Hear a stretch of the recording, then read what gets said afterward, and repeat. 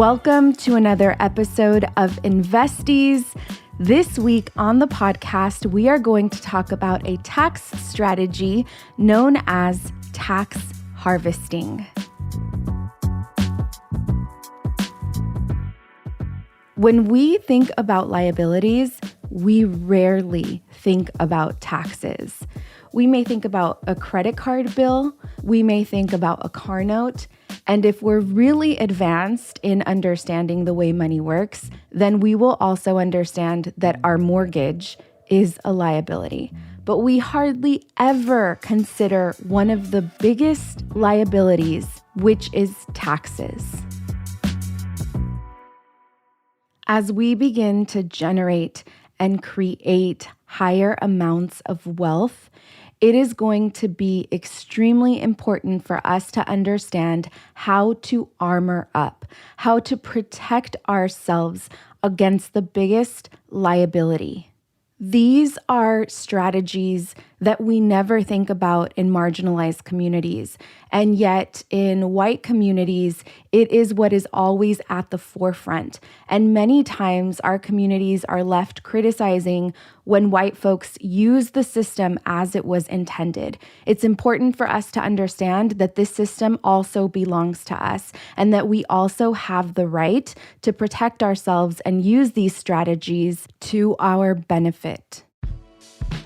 This means that if you are in that income tax bracket and you also live in a state like California that charges you an additional 13% in state tax, the first 6 to 7 months, you are solely working to pay your taxes. That is how long it takes you to labor in order to accrue the tax amount that you will be charged. This is why I say that taxes are one of the biggest liabilities that we will ever have. It is something that we need to mind. It is much more than the liability of a car note, the liability of a credit card, and the liability of a mortgage. The tax you pay on an investment is much lower from earned income taxes.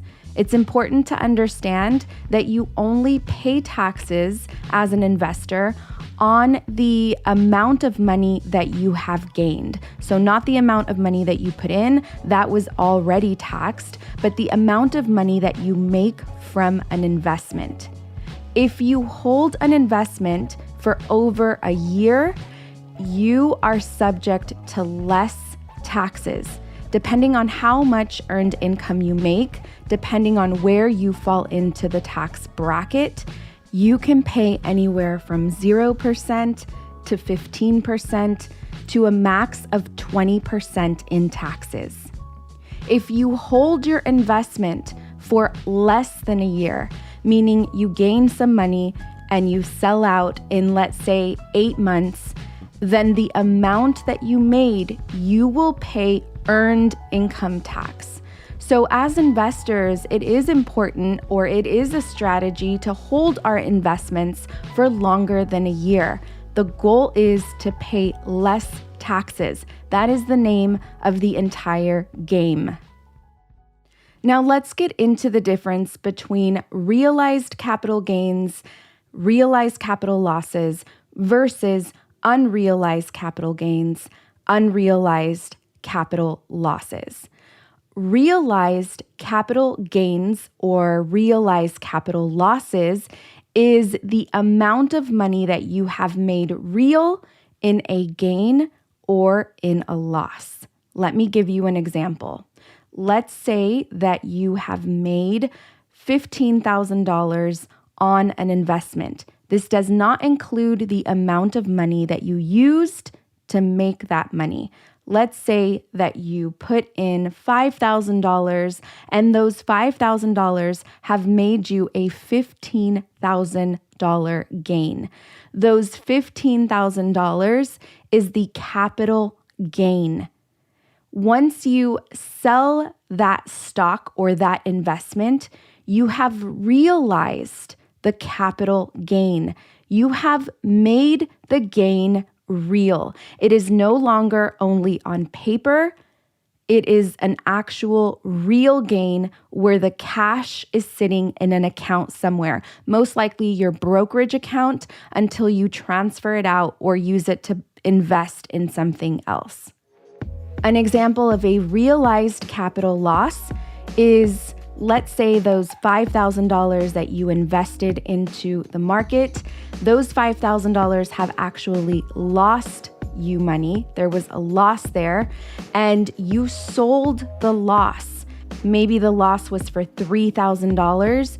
You have now realized the capital loss. You have made it real. You are now left with $2,000 and you have a $3,000 realized capital loss. Now let's understand unrealized capital gains and unrealized capital losses. An unrealized capital gain means that you have an increase in your investment, but you have yet to make that gain real. You have not sold it, and so there's no hard cash to be taxed. It is an unrealized capital gain. With an unrealized capital loss, it is the same thing. Your investment is at a negative, it is at a loss, but because you haven't sold out of the investment, you have yet to realize the loss. It is unreal. It is simply a loss that exists on paper. Now, there is something really important that takes place when you have unrealized capital gains. To recap, that means that you have an investment that has capital gains, but you have not realized them yet. Those capital gains only exist on paper, but that paper, it counts. And you can use it not only to determine what your current net worth is, but you can also use it as collateral, as reference, in order to borrow more money.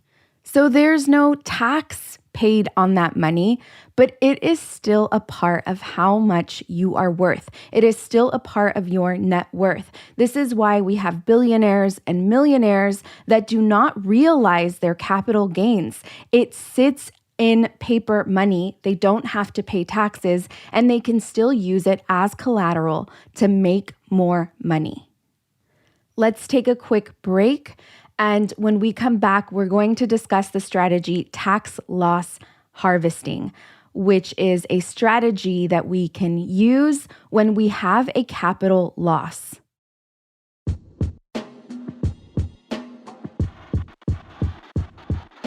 Investies, this week and for the rest of the month, we're going to stay in theme with sharing with you powerful brands made by women of color. As a reminder, this is not sponsored. These are just some of my favorite products as we move into the holiday season and we're thinking about thoughtful gifts for family and friends. This week's product is Valde. Valde is the perfect gift for the powerful woman in your life that has everything. As we move into the space of thinking about protecting our assets, Valde is the representation of armor. It is a gorgeous gold vessel that holds refillable lipstick that protects your lipstick and also I feel like sits as a representation for those of us that enjoy wearing makeup of why we do it and what that means for us as we do it. Putting on my lipstick, putting on my eyeliner and mascara always takes me back to an ancestral space of preparing to give my best representation of myself and everything that comes with. The packaging for this gift is incredible, and you can feel the intention from start to finish. There's some words that I want to read to you that you will see as soon as you open the box. Valde armor is an extension of the woman who carries it, an external manifestation of her inner strength and beauty. Each unique vessel has been artfully designed to protect your refillable lip products and to honor all that has made you very you. Valde Beauty was founded by Margarita Arriagada. You can find her products at Neiman Marcus. You can also shop her website at valdebeauty.com.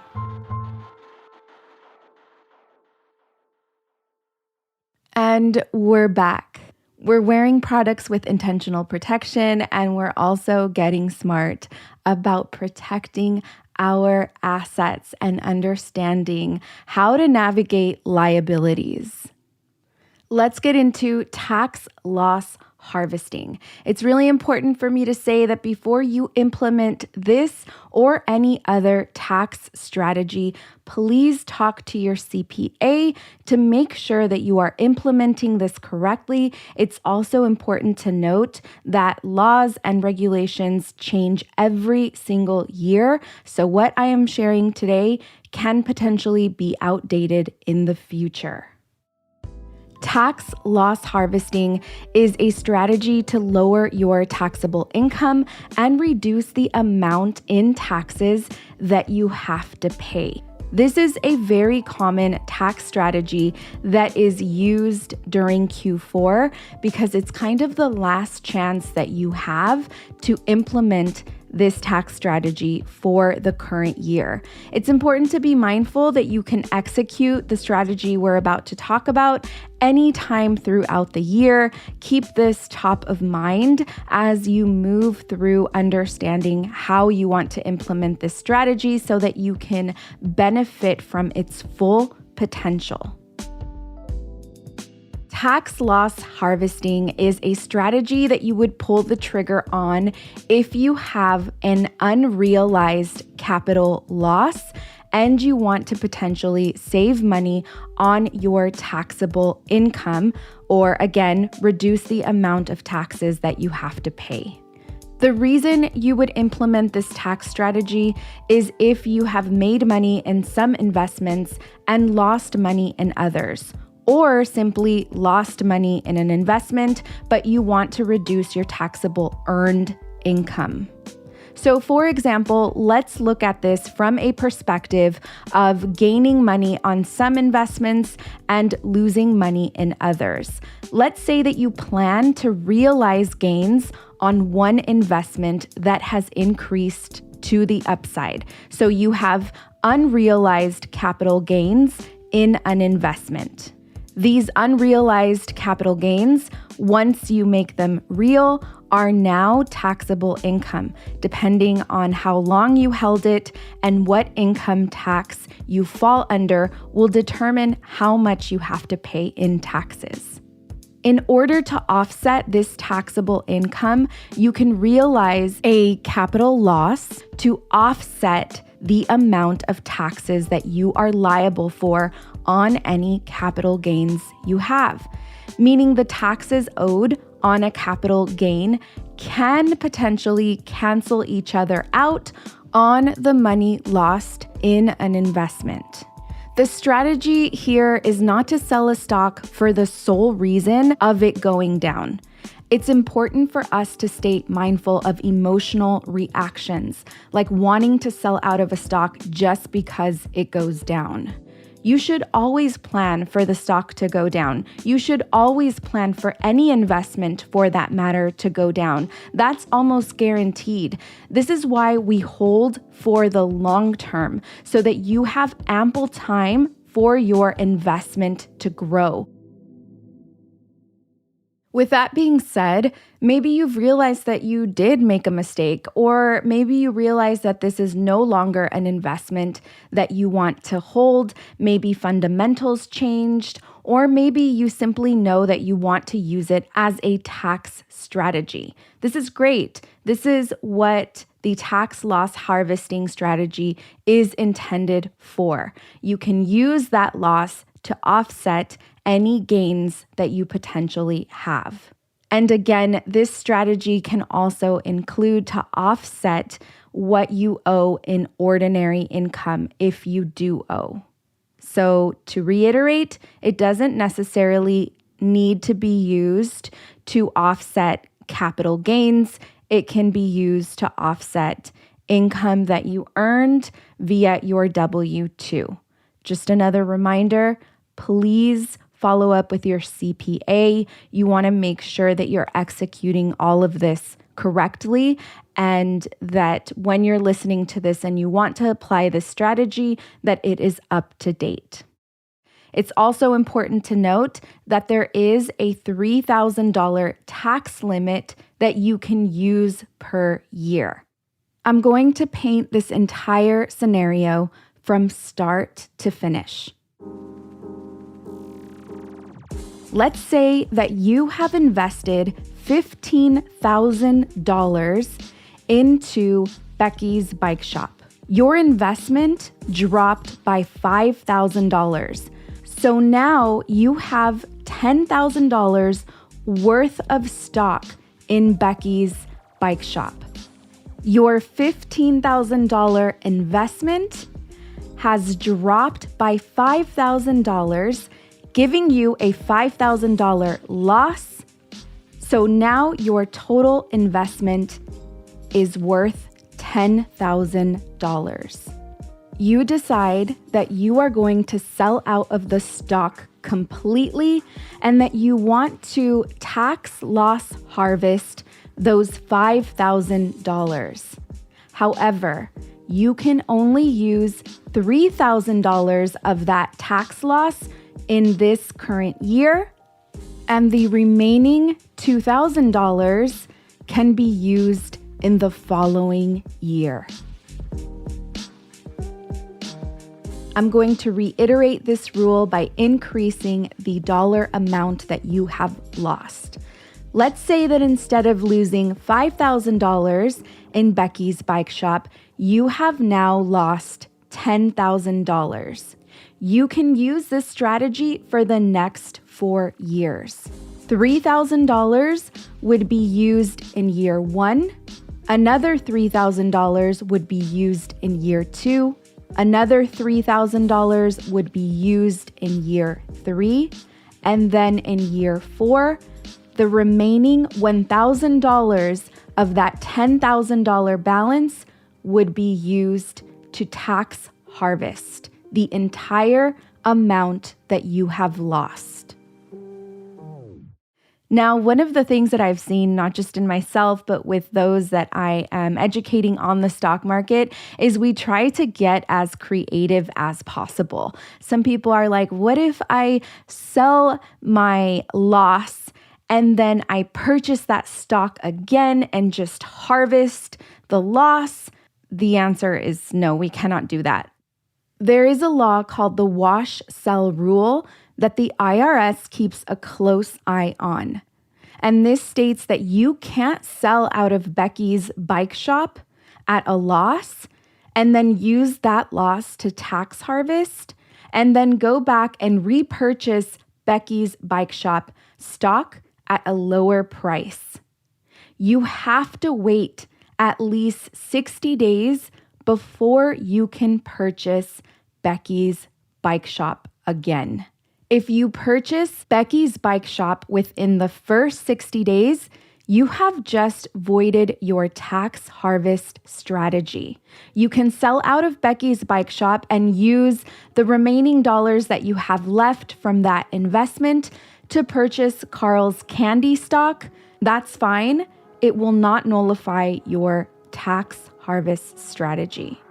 So make sure that when you are talking to your CPA, you're not just talking about wanting to execute the tax harvesting strategy to offset certain capital gains or earned income that you know you're going to have to pay back, but also talk to your CPA about what you're going to do with the money that is left from that loss, if there is money left from the loss. I have been executing this strategy for a couple of years now, most especially during a down market when I know that I'm going to pay taxes. So I executed it last year. I'm definitely going to execute it this year. I myself am pulling the trigger at the last minute. This is something that I'm going to execute live over on Patreon. I've done these things before. I've purchased live, I've sold live. So if you want to have real life demonstrations of that, you can head over to patreon.com to become a member and review hundreds of pieces of content from the past, and of course, receive additional content on a day-to-day basis. Patreon.com/In Luz We Trust.